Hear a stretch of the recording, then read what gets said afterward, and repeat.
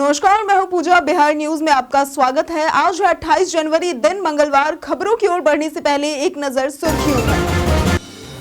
बिहार के इन जिलों से गुजरेगा देश का सबसे बड़ा एक्सप्रेसवे। एक्सप्रेसवे के गुजरने से इन जिलों को होगा फायदा, रोजगार के अवसरों को मिलेगा बढ़ावा।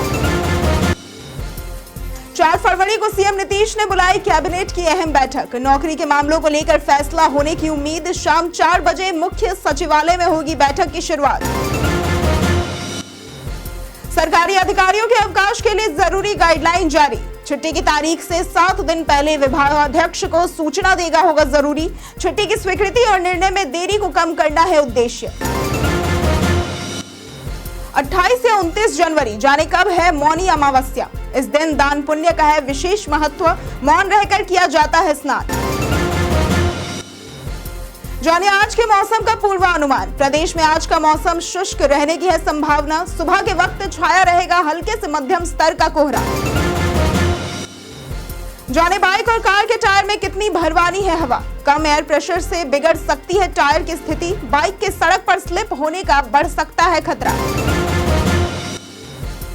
राजकोट में आज खेला जाएगा भारत इंग्लैंड तीसरा T20I। इंग्लैंड ने तीसरे T20 के लिए प्लेइंग 11 की घोषित। सीरीज जीतने के इरादे से उतरेगी टीम इंडिया। चलिए अब बढ़ते हैं अब तक की बड़ी खबरों की ओर विस्तार से। हिंदुस्तान कॉपर लिमिटेड ने निकाली विभिन्न पदों पर भर्ती। हिंदुस्तान कॉपर लिमिटेड यानी कि HCL ने विभिन्न पदों पर भर्ती के लिए नोटिफिकेशन जारी किया है। आवेदन प्रक्रिया 27 जनवरी 2025 से शुरू हो गई है और अंतिम तारीख 25 फरवरी 2025 है। कुल 103 पदों में chargeman electrical, electrician A, electrician B और वेड B के पद पर शामिल हैं। आवेदन के लिए उम्मीदवारों के पास संबंधित क्षेत्र में ITI, डिप्लोमा इत्यादि डिग्रियां होनी चाहिए और आयु 40 वर्ष से कम होनी चाहिए। आवेदन शुल्क जनरल, OBC और EWS के लिए 500 रुपए है, जबकि आरक्षित वर्ग के लिए मुफ्त है। चयन प्रक्रिया में रिटन टेस्ट, ट्रेड टेस्ट और राइटिंग एबिलिटी टेस्ट शामिल है। इच्छुक अभ्यर्थी HCL की ऑफिशियल वेबसाइट hindustancopper.com पर जाकर फॉर्म भर सकते हैं। 4 फरवरी को सीएम नीतीश ने बुलाई कैबिनेट बैठक। बिहार के मुख्यमंत्री नीतीश कुमार ने आगामी 4 फरवरी को कैबिनेट बैठक बुलाई है, जो शाम 4 बजे मुख्य सचिवालय के कैबिनेट हॉल में होगी। बैठक में कई महत्वपूर्ण प्रस्तावों पर सरकार की मुहर लगने की संभावना है, खासकर नौकरी के मामलों को लेकर। इससे पहले 10 जनवरी को हुई बैठक में 55 प्रस्तावों पर मुहर लगी थी, जिनमें प्रखंड सह अंचल कार्यालय निर्माण के लिए 60 अरब की स्वीकृति शामिल थी। चुनावी साल के कारण सरकार बड़े फैसले ले सकती है और मुख्यमंत्री ने चुनाव से पहले 12 लाख सरकारी नौकरियों का वादा किया था, जिसे पूरा करने के बाद ही चुनावी अभियान शुरू करने की बात कही थी। बिहार ग्राम कचहरी सचिव के आवेदन की अंतिम तिथि 29 जनवरी। बिहार में ग्राम कचहरी सचिव के 1583 पदों पर आवेदन की अंतिम तिथि 29 जनवरी 2025 है। 12वीं पास उम्मीदवार आवेदन कर सकते हैं। आवेदन शुल्क निःशुल्क है। आयु सीमा अनारक्षित वर्ग के पुरुष 37 वर्ष, महिलाएं 40 वर्ष, पिछड़ा वर्ग 40 वर्ष, SC ST 42 वर्ष और पूर्व कर्मी 55 वर्ष तक है। उम्मीदवारों के पास इंटरमीडिएट या फिर उसके समकक्ष अर्हता होनी चाहिए। चयन इंटरमीडिएट अंकों के आधार पर होगा और ग्रेजुएट या पोस्ट ग्रेजुएट को अतिरिक्त अंक भी मिलेंगे। आवेदन के लिए आधिकारिक वेबसाइट ps.bihar.gov.in पर जाएं, फॉर्म भरें और आवश्यक दस्तावेज अपलोड करें। अधिक जानकारी के लिए उम्मीदवार नोटिफिकेशन चेक कर सकते हैं। IPS अधिकारियों को 31 जनवरी तक जमा करना होगा संपत्ति का ब्यौरा। बिहार कैडर के 200 से अधिक IPS अधिकारियों को अपनी अचल संपत्ति का ब्यौरा 31 जनवरी तक ऑनलाइन समर्पित करना अनिवार्य किया गया है। गृह विभाग ने DGP को पत्र लिखकर निर्देश दिया है कि संपत्ति का ब्यौरा न देने वाले अधिकारियों का वेतन रोका जा सकता है। 22 जनवरी तक केवल 123 IPS अधिकारियों ने संपत्ति का ब्यौरा ऑनलाइन किया है, जबकि बिहार कैडर में कुल 221 अधिकारी हैं। सभी IPS अधिकारियों को 1 जनवरी तक अपनी संपत्ति का विवरणी स्पैरो सिस्टम पर देना होगा। इससे पहले दिसंबर में भी विभाग ने अधिकारियों को संपत्ति विवरणी समय पर जमा करने का निर्देश दिया था। बिहार के इन जिलों से गुजरेगा देश का सबसे बड़ा एक्सप्रेसवे। भारत सरकार के भारतमाला प्रोजेक्ट के तहत वाराणसी और कोलकाता के बीच 610 किलोमीटर लंबा एक्सप्रेसवे बनाया जा रहा है। यह एक्सप्रेसवे यूपी, बिहार, झारखंड और पश्चिम बंगाल के कई जिलों से होकर गुजरेगा। बिहार में इसका 159 किलोमीटर हिस्सा होगा, जो कि कैमूर, रोहतास, औरंगाबाद और गया जिलों से होकर जाएगा। एक्सप्रेसवे से इन जिलों में कृषि, व्यापार, उद्योग और रोजगार के अवसर बढ़ेंगे। साथ ही यात्रा समय में भी कमी आएगी। 15 घंटे का सफर अब केवल 9 घंटे में ही पूरा हो सकेगा। यह ग्रीनफील्ड प्रोजेक्ट है, जिससे आधुनिक तकनीक, पर्यावरणीय सुधार और बेहतर कनेक्टिविटी मिलेगी। इसका निर्माण 2026 तक पूरा होने की उम्मीद है। बिहार पर्यटन में आज बात होगी दरभंगा के अहिल्या मंदिर की। रामायण के अनुसार राम और लक्ष्मण ब्रह्म ऋषि विश्वामित्र के साथ यज्ञ की रक्षा के लिए वन में गए थे। रास्ते में उन्होंने गौतम आश्रम देखा, जहां महर्षि गौतम की पत्नी अहिल्या पर इंद्र ने छल किया था। गौतम ने अहिल्या को पत्थर बनने का श्राप दिया था, जो राम के आगमन पर समाप्त हुआ था।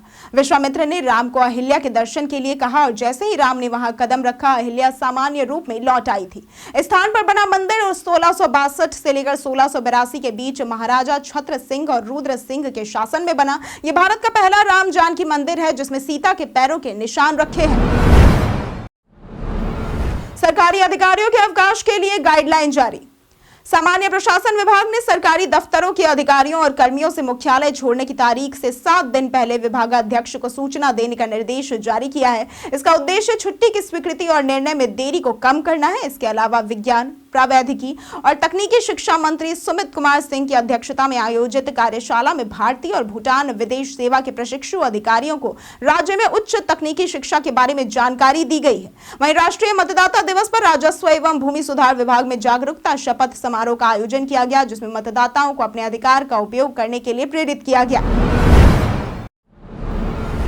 राशन कार्ड लाभुकों को 15 फरवरी तक करना होगा ये काम।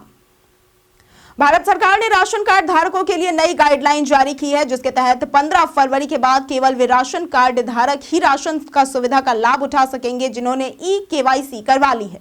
सरकार ने ई-केवाईसी को अनिवार्य किया है ताकि फर्जी राशन कार्ड धारकों की पहचान की जा सके और असली जरूरतमंदों को ही योजना का लाभ मिल सके।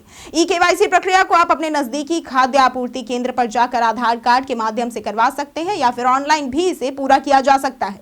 अगर आपने अभी तक ई-केवाईसी नहीं करवाया है तो जल्द ही इसे पूरा करें। सब्जी विकास योजना के तहत किसानों को मिलेगा अनुदान।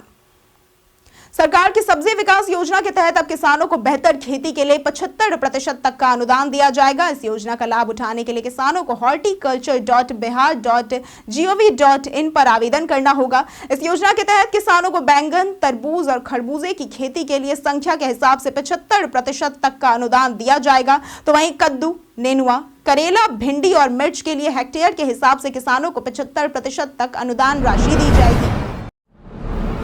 28 से 29 जनवरी, जाने कब है मौनी अमावस्या। मौनी अमावस्या हर साल माघ मास की अमावस्या तिथि को मनाई जाती है, जो इस बार विशेष रूप से महाकुंभ के अमृत स्नान के कारण अधिक महत्व रखती है। इस दिन श्रद्धालु पवित्र नदियों में स्नान कर दान पुण्य करते हैं और पितरों का तर्पण, पिंडदान एवं श्राद्ध कर्म भी करते हैं। इस बार मौनी अमावस्या 29 जनवरी को मनाई जाएगी, क्योंकि तिथि का समापन इसी दिन होगा। संगम में स्नान से पापों का नाश होता है और विशेष रूप से इस दिन मौन रहकर स्नान का महत्व है। हिंदू धर्म में इस दिन महादेव की पूजा, तर्पण और गंगा स्नान से जीवन के सभी दुख समाप्त होते हैं।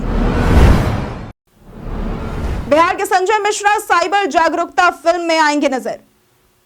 उत्तर प्रदेश पुलिस ने महाकुंभ 2025 में श्रद्धालुओं और आम जनता को साइबर क्राइम से जागरूक करने के लिए एक शॉर्ट फिल्म जारी की है, जिसमें बिहार के संजय मिश्रा ने शंभू शिकारी का किरदार निभाया है। फिल्म में एक साइबर जालसाज शंभू शिकारी को लंदन ट्रिप का झांसा देता है और फिर ओटीपी मांगता है। शंभू शिकारी उसे यूपी पुलिस के नंबर 1930 और 112 से धोखा देने का एहसास कराता है। यूपी पुलिस ने इस वीडियो के जरिए चेतावनी दी है कि लोग अपना ओटीपी किसी भी अनजान व्यक्ति से साझा न करें। पुलिस महानिदेशक ने कहा कि यह फिल्म जनता को साइबर सुरक्षा के प्रति जागरूक करने के प्रयास का एक हिस्सा है।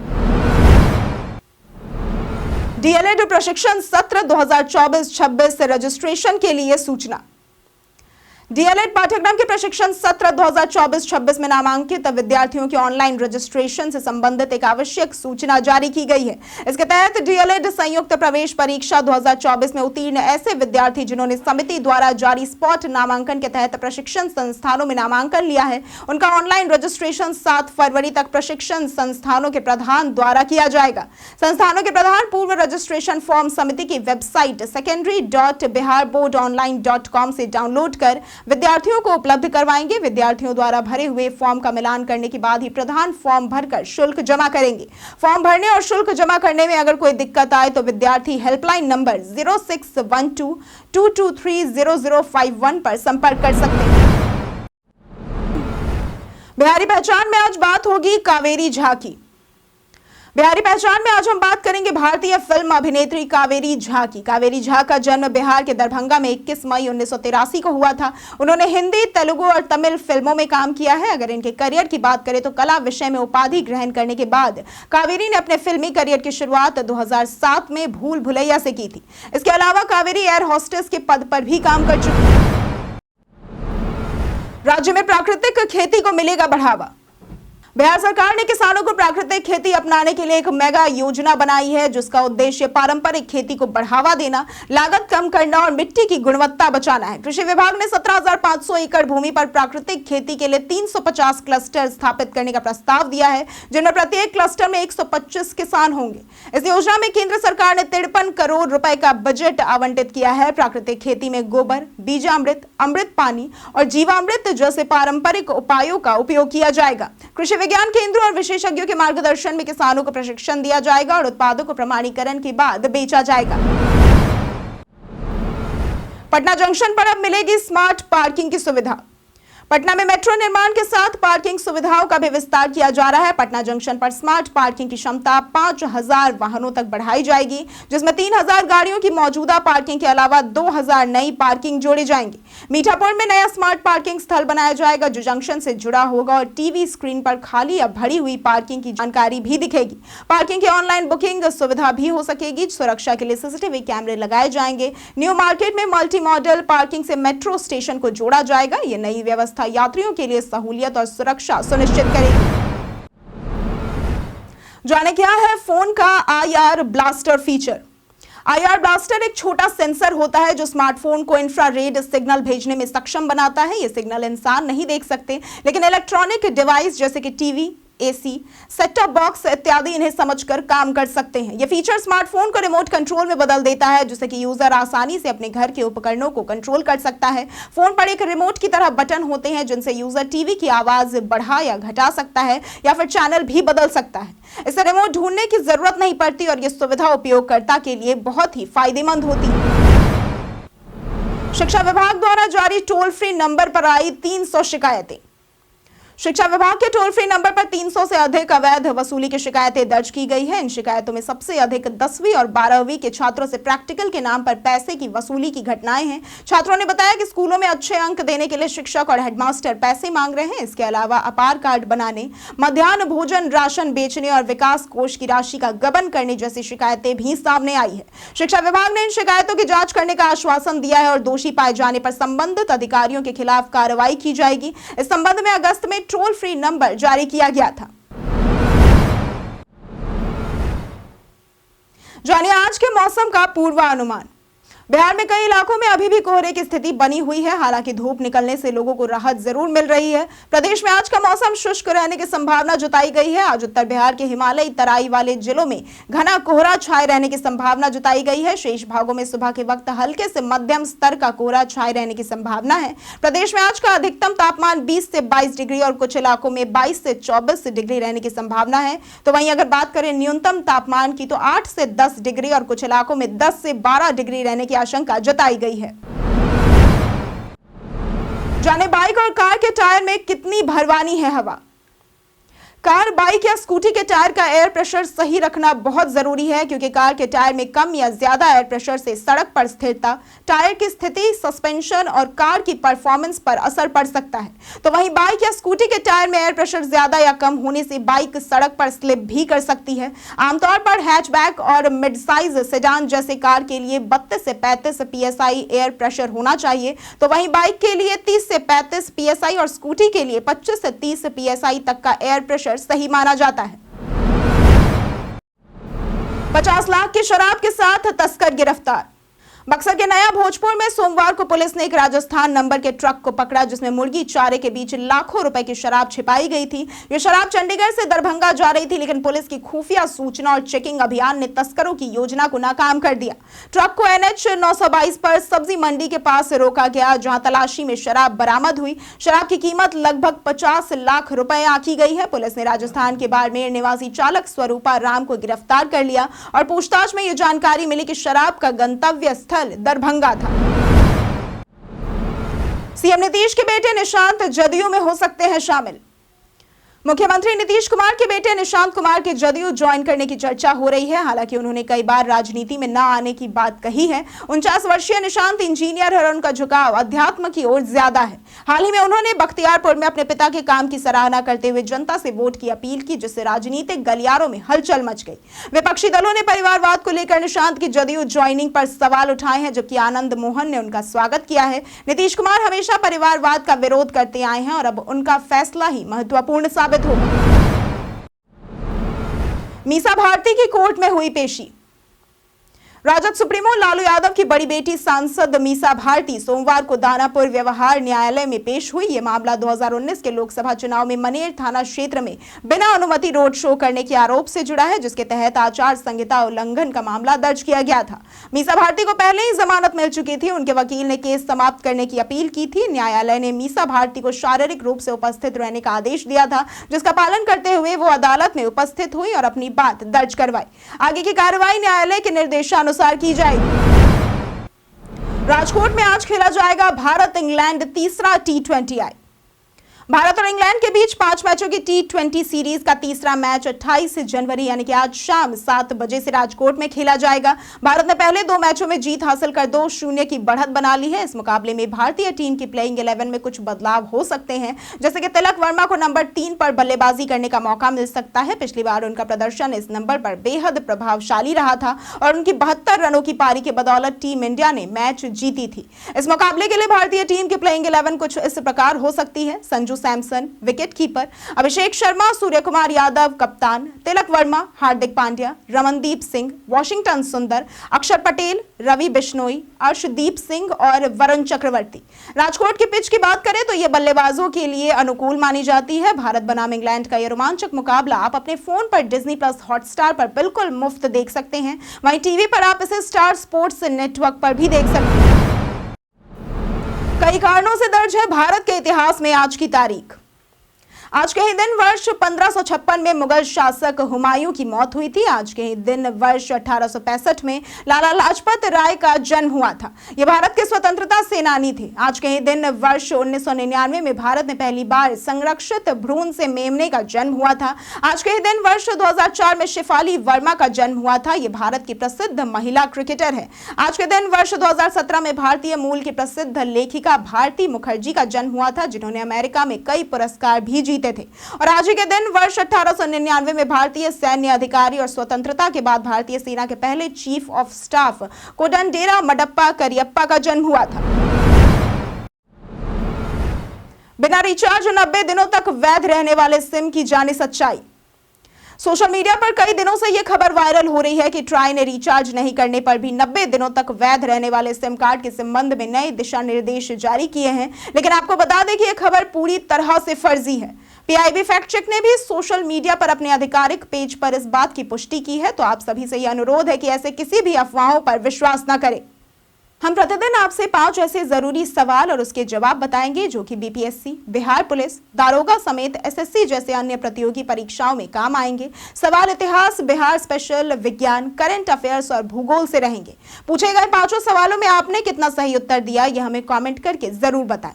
हमारा पहला सवाल है, गंगा के उत्तरी मैदानी भाग में कांप, मिट्टी और बालू से निर्मित भाग को क्या कहा जाता है?